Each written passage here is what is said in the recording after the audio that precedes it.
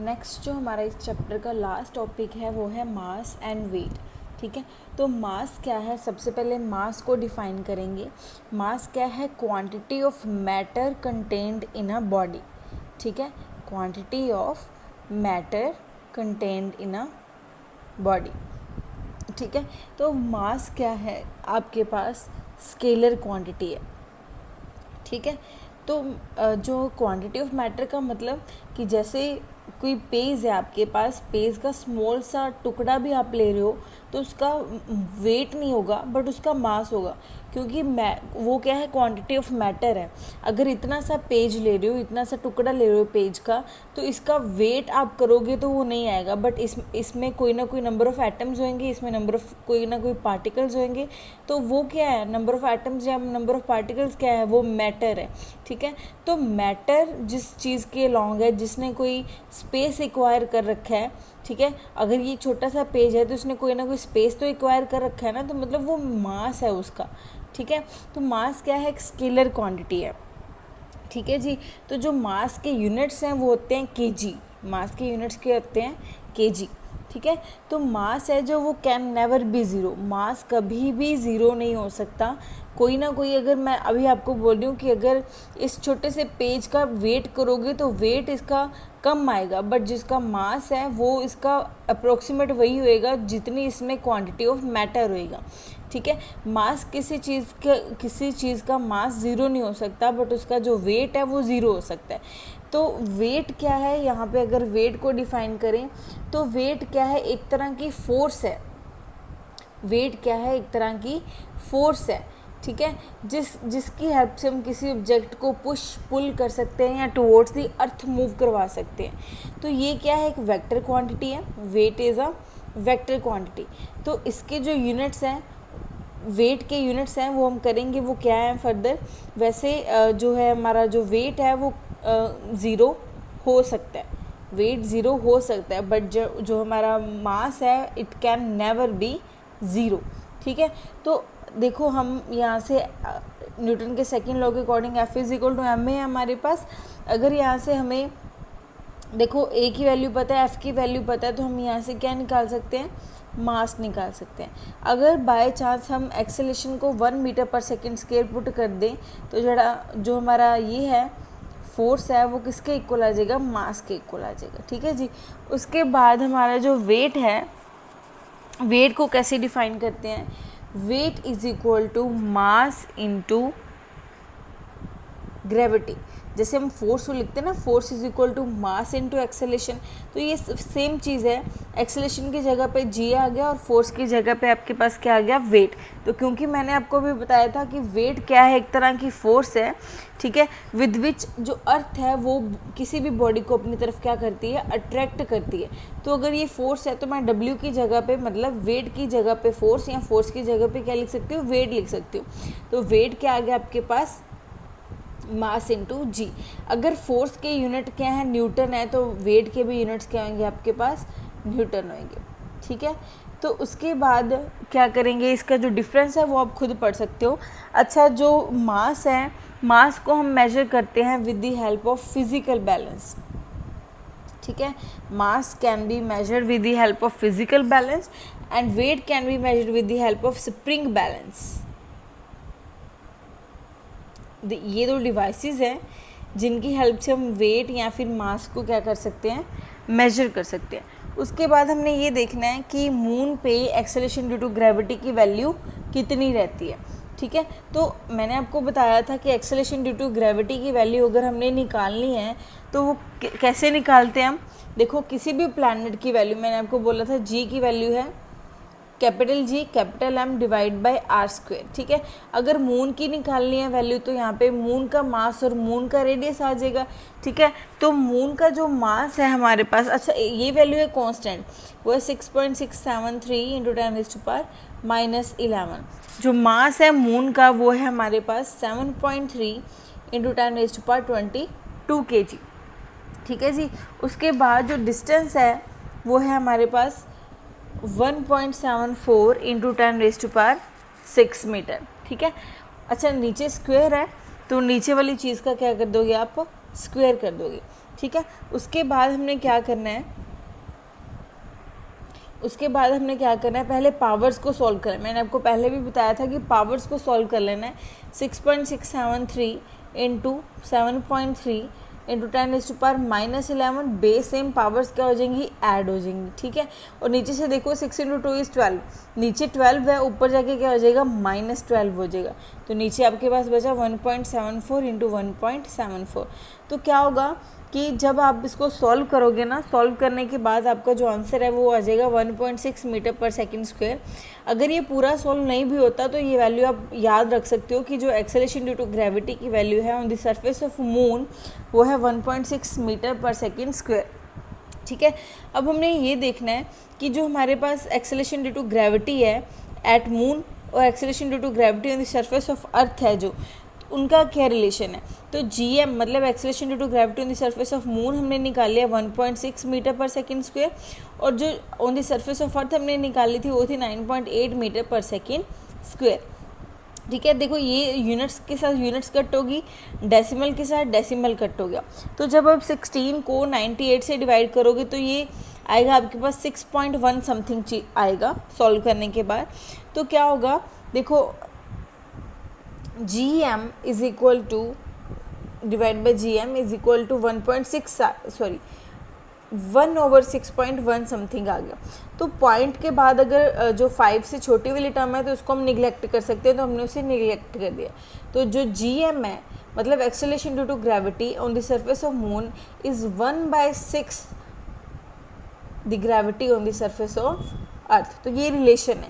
अभी देखो ये तो आ गया आपके पास एक्सेलरेशन ड्यू टू ग्रेविटी। अगर यहीं पे हमने वेट करना हो तो मैं क्या करूँगी, दोनों साइड पे क्या कर दूँगी, मैं m के साथ मल्टीप्लाई कर दूँगी, ठीक है। एक साइड पे तो कर नहीं सकती, दोनों साइड पे कर दिया।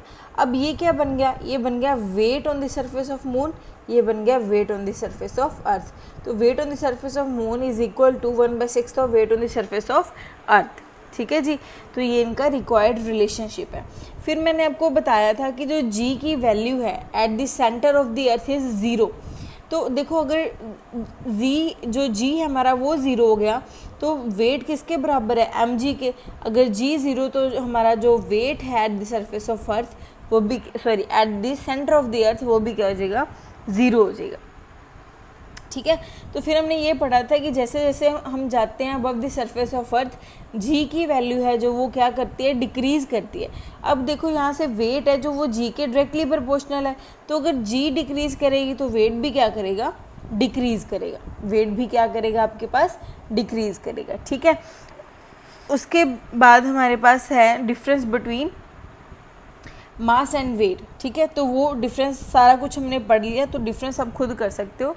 उसके बाद हम जो 3D एक्सरसाइज करेंगे, प्रैक्टिस एक्सरसाइज, ठीक है जी।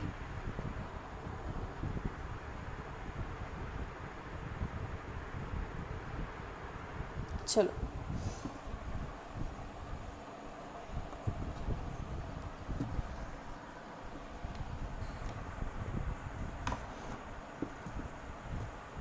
तो नेक्स्ट है प्रैक्टिस एक्सरसाइज 3D।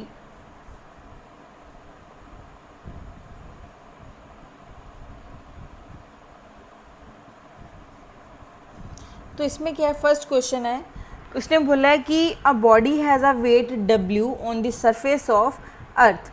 एक बॉडी है जिसका वेट कितना है, W, कहाँ पे, ऑन द सरफेस ऑफ अर्थ पे, ठीक है। ऑन द सरफेस ऑफ अर्थ पे, तो यहाँ पे लिख लो साइड पे अर्थ, ठीक है जी। उसके बाद उसने बोला what is the weight on a planet, उस प्लैनेट पे उसका वेट कितना होगा जहाँ पे उसका जो मास है वो 10 टाइम्स है दैट ऑफ अर्थ, ठीक है। तो उसने बोला कि जो एक बॉडी है उसका जो मास है ना वो 10 टाइम्स है मास ऑन दी अर्थ पे, ठीक है। उसके बाद उसने बोला कि जो उसका रेडियस है वो क्या है, 4 टाइम्स है। उसका रेडियस है वो कितना है, 4 टाइम्स है एज दैट ऑफ दी अर्थ, ठीक है। तो हमने बोला उसने क्या निकालना है, वेट निकालना है, ठीक है। तो अगर आपके पास देखो m दे रखा है, मास दे रखा है और r दे रखा है, ठीक है। तो यहाँ से छोटी g की वैल्यू निकालनी है आपने, तो वो किसके इक्वल है, capital G capital M divide by r square, ठीक है।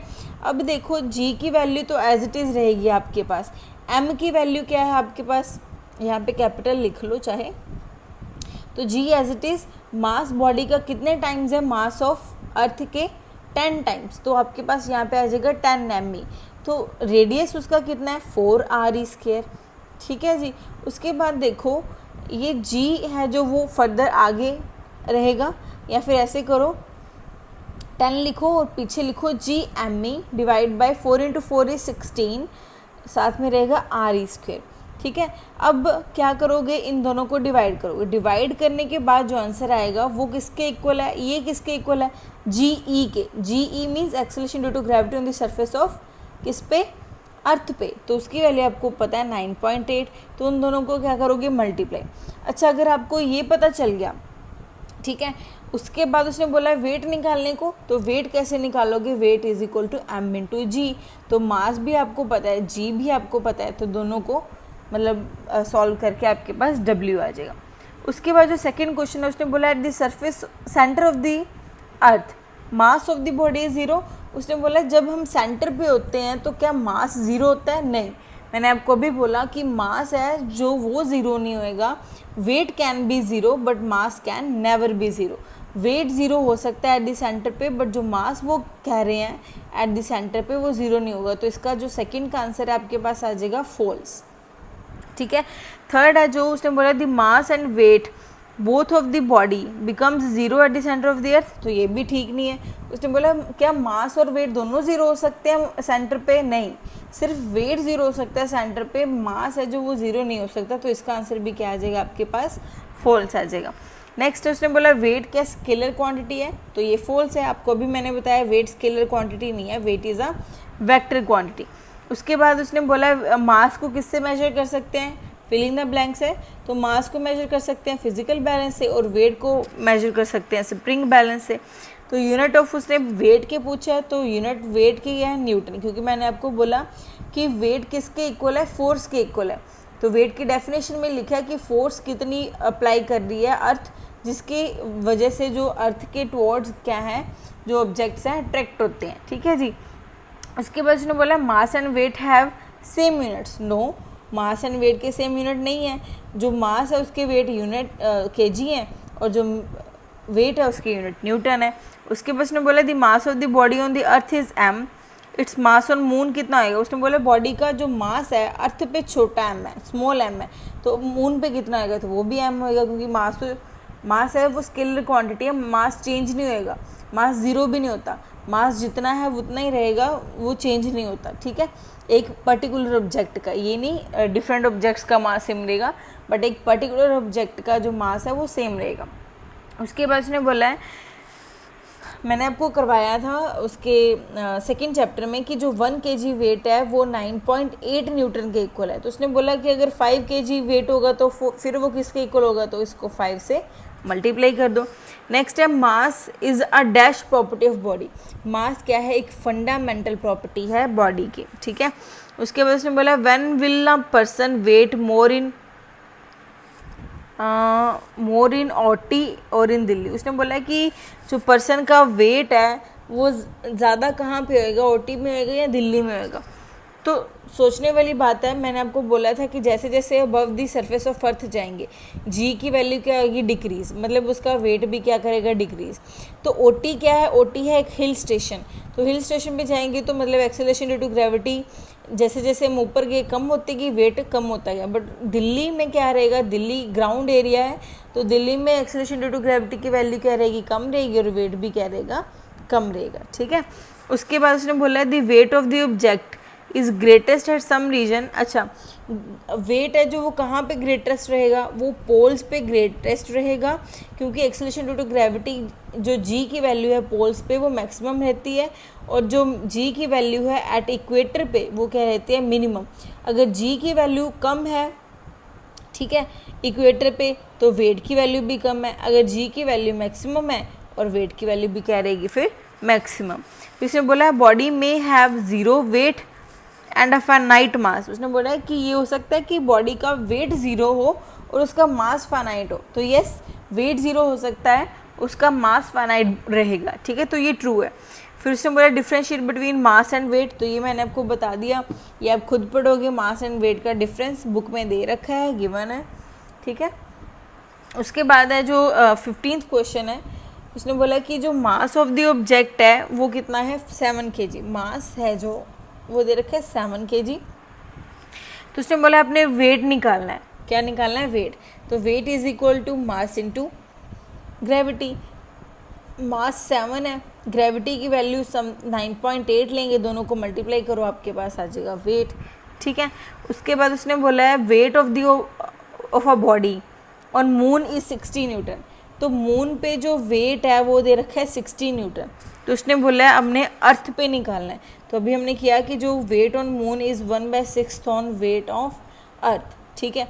तो मून का दे रखा है देखो, तो हमने अर्थ का निकालना है। तो मून का वेट है 60 newton is equal to 1/6 WE weight on earth. तो ये क्या करोगे, इसको मल्टीप्लाई कर दोगे, तो जो वेट ऑन अर्थ है वो आ जाएगा 360 न्यूटन, ठीक है जी। उसके बाद है the weight of a body on earth. Earth पे जो वेट है बॉडी का वो दे रखा है 60 न्यूटन, ठीक है। तो what is the weight on moon, उसने बोला है क्या होगा, तो weight on moon is equal to 1/6 on weight of earth. Earth पे जो वेट है वो दे रखा है 60, तो मतलब मून पे आपका जो वेट है जाके कम हो जाएगा, तो वो हो जाएगा 10 न्यूटन, ठीक है जी। तो यहाँ पे बेटा आपकी जो प्रैक्टिस एक्सरसाइज 3D भी कंप्लीट है और आपका चैप्टर भी कंप्लीट है। इसके बाद हम नया चैप्टर अभी नहीं करेंगे, सिर्फ रिवीजन करेंगे, तो आपको टेस्ट मिलेंगे, ठीक है, आपकी रिवीजन करवाई जाएगी इसी चैप्टर की, ठीक है।